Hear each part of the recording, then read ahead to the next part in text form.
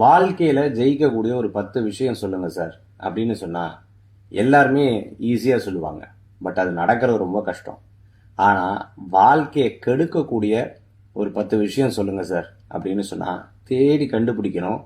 ஆனா அது வாழ்க்கையில தடுத்து நிறுத்துறது ரொம்ப ஈஸி.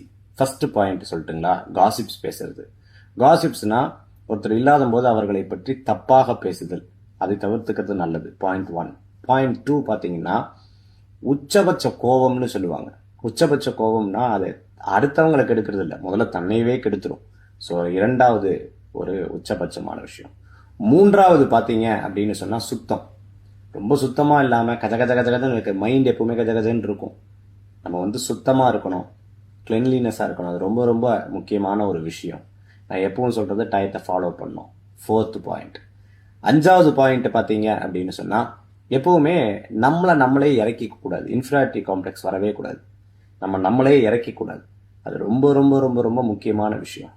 ஆறாவது பாயிண்ட் பார்த்தீங்கன்னு சொன்னா குடும்பத்துக்குள்ளே விரோதிகளை பார்க்கறது. ஒன்னு கணவன் மனைவியை விரோதியா பார்க்கறது, மனைவி கணவனை விரோதியா பார்க்கறது.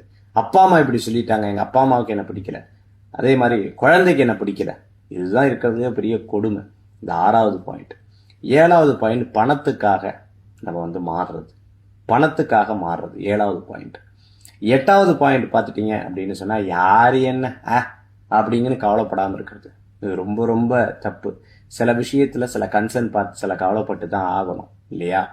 ஒன்பதாவது பார்த்துட்டீங்க அப்படின்னு சொன்னா எனக்கு மட்டும் நான் யோசிக்கிறது தான் கரெக்ட், நான் நல்லவங்க, எந்த பாவமும் பண்ணல, நான் சொல்லக்கூடிய விஷயங்கள், நான் தப்பே பண்ணலன்னு ஒரு ஸ்டபனா இருக்கிறது. அதை விட தப்பு. கடைசியா ஒன்று சொல்றேன் பாருங்க, ரிவெஞ்ச் எடுக்கிறது. ரிவெஞ்ச் எடுக்கிறது எந்த நேரம் எந்த சமயம் இருக்கு இல்லையா? ஸோ ரிவெஞ்ச் எல்லா நேரத்திலையும் எடுக்கிறது. ஒருத்தருக்கு ஒரு விஷயம் நடந்துச்சுன்னா அது இவன் தப்பு பண்ண அதனால தான் இப்படி ஆகுறதுன்னு சொல்லுவாங்க பாருங்க, அந்த வார்த்தையில குத்துவாங்க பாருங்க. இந்த மாதிரி ஒரு 10 விஷயத்தை நம்ம சரி பண்ணிட்டோம் அப்படின்னு சொன்னா வாழ்க்கையில மிகப்பெரிய மாற்றம் கிடைக்கும்.